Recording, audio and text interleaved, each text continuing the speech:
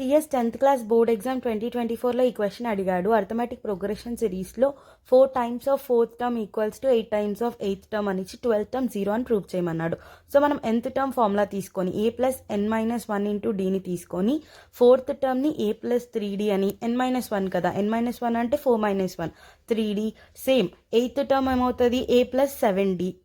So ఇలా రాసేసి ఈ ఈక్వేషన్ని సాల్వ్ చేస్తాం. 4a+12d plus 8a plus a7 అయితే 56d. ఇప్పుడు అంతా ఒక సైడ్ తీసుకొస్తున్నాను అనమాట. నేను LHSని RHS సైడ్ తీసుకొని ఈక్వల్స్ టు 0 చేసేస్తున్నాను.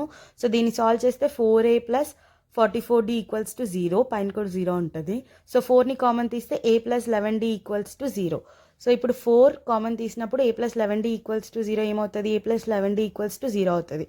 మీరు బాగా అబ్జర్వ్ చేస్తే ఇదేంటి 12th term, a plus n-1 into dకి ఇది 12th టర్మ్ అవుతుంది. సో దేర్ ఫోర్ ప్రూవ్డ్ అనమాట. Thank you.